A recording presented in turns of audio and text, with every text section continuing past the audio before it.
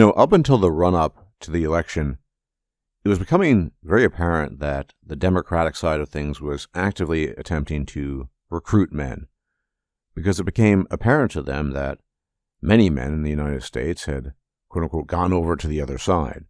They were concerned, of course, about the vote. They didn't actually care about the men in question, which is, of course, standard practice and procedure.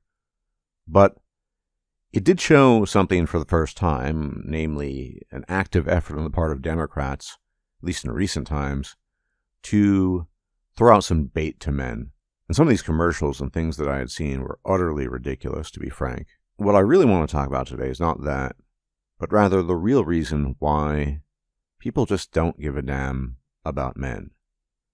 The advertising to lure men over to the Democratic side, that was obviously completely fake. But you have to ask yourself over and over why it took so long to even start talking about that on the Democratic side, or in general. Why people are always bending over backwards to explain that a lot of men are actually bad, but we do need to sort of help them somehow. I've talked about this a lot.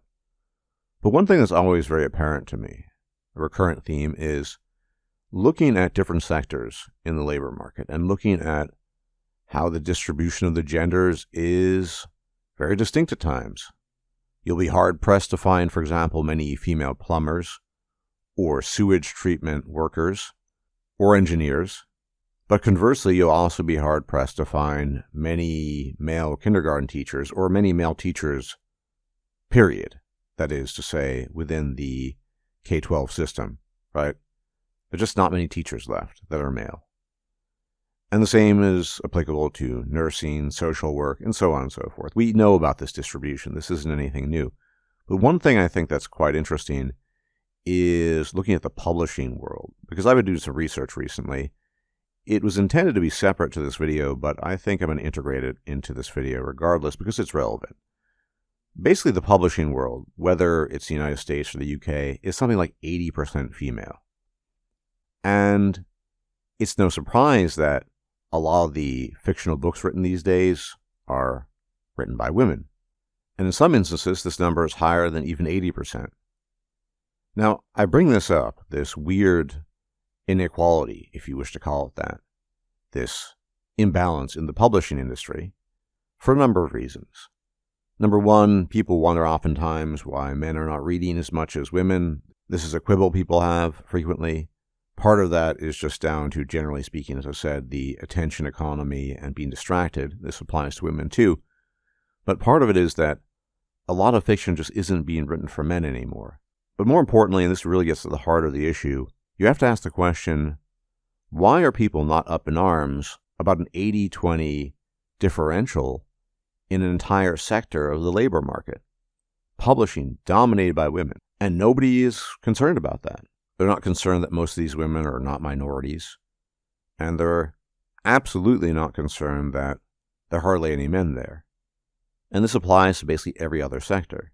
You see, a lot of people, as you know, are concerned that there aren't enough women physicists or engineers or computer scientists or take your pick. It's always been that way. Now, when you actually dig down here and you really get to the heart of the matter, it occurs to me again and again that so much of this is just resentment and revenge. Nobody gives a damn about men. There's an active apathy, even antipathy or misandry. But if you bring up these imbalances to people and say, well, why aren't you concerned with men not being represented in X sector or falling behind or this or that? Invariably, the argument always comes, you can predict it, that you guys, as in you men, you guys had it too good for too long. Looking back at history, all these men were just having a fun time, enjoying themselves. Just like those coal miners in West Virginia that died prematurely of lung disease, they were having a fantastic time in the coal mines back in the day, I can assure you. And the men who had their legs blown off in battle in World War I, they were having a dandy old time too. Men were just having a great time. And the time has come to make reparations and to make sure that women have it good too. It's all about revenge. It's all about the apex fallacy, the misinterpretation of history, the misinterpretation of the average man's experience, and looking at a tiny fraction of men, and to be honest, an infinitesimally small fraction of men, that quote-unquote had it good, compared to what, 99.5% of the rest of men? It's asinine, it's stupid, but when you really dig down with these people, they're not interested in equality, they're not interested in true quote-unquote egalitarianism, as they like to call it. They're not interested in quote-unquote equity. They're really just interested in sticking it to men and laughing at them, getting revenge, and just watching them fail. Feminism and its various offshoots was never about equal rights for women and equal opportunities for women and just putting everything on an even setting. It was never about that. In some ways, I wish it were. But when you look at the history, when you look how people act and how they act it out, it is simply not the case. Now, when you bring these things up, what comes inevitably, invariably, is the patriarchy hurts men too. I'm not much of a conspiracist, to be honest, but the whole patriarchy hurts men too, or the patriarchy did it, that always sounded like the Illuminati did it to me. So patriarchy hurt men too, or hurts men too, that sounds like, oh, the Illuminati control that too. It's a non-explanation, it's a non-answer, coming from people who simply don't give a damn. And this is why efforts to help men fall flat, why they fail. There's this guy making the rounds, his name is Richard Reeves. He wrote a book about the male crisis, as it were, about men falling behind, about men engaging in self-annihilation, just about, the issues affecting men.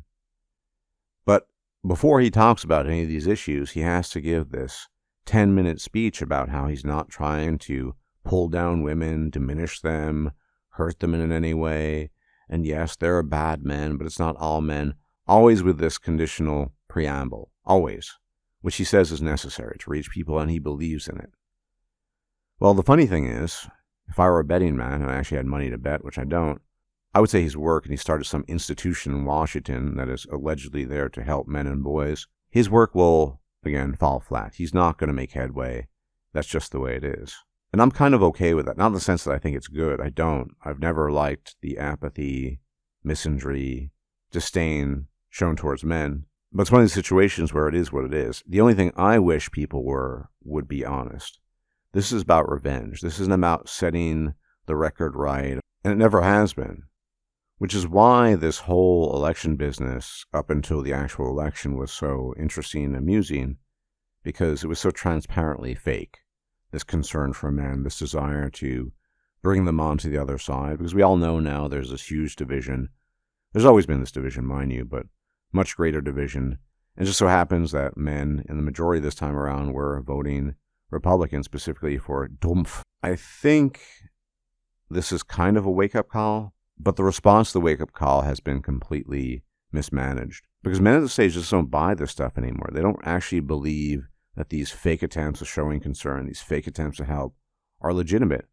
Because, frankly speaking, most of them are not. This is all about revenge. Nobody cares about what happens to men. Men are aware of this. And then when you try to explain to them how they had it good for so long, who? Maybe their ancestors thousands of years ago, hundreds of years ago? We're talking about the now, the present. Well, that's not going to help in that case. And as usual, it's mostly about the apex fallacy. This is the real reason why men are left behind.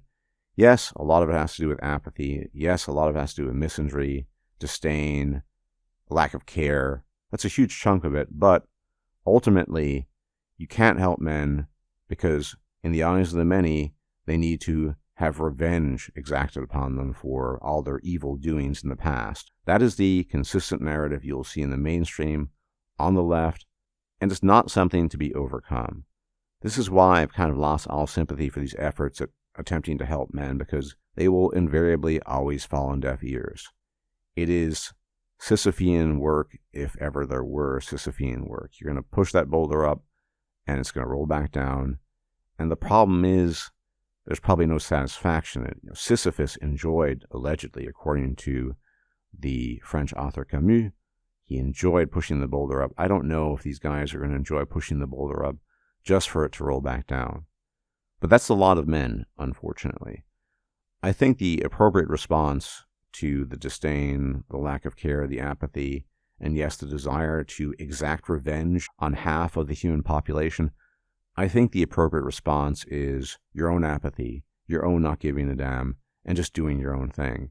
Because no matter how you respond, no matter how you act, a majority of people, many women, the mainstream, and just people generally on the left, will try to assign blame to men. It's just the way it is.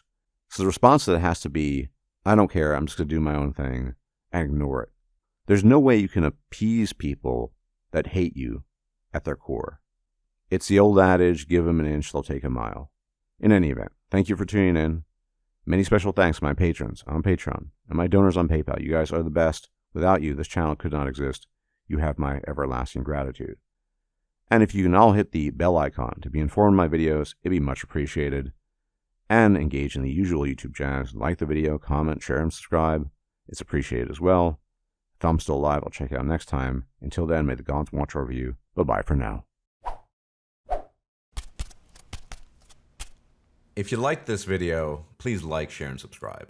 And if you enjoy my content, please consider making a donation or becoming a patron. Thanks for watching.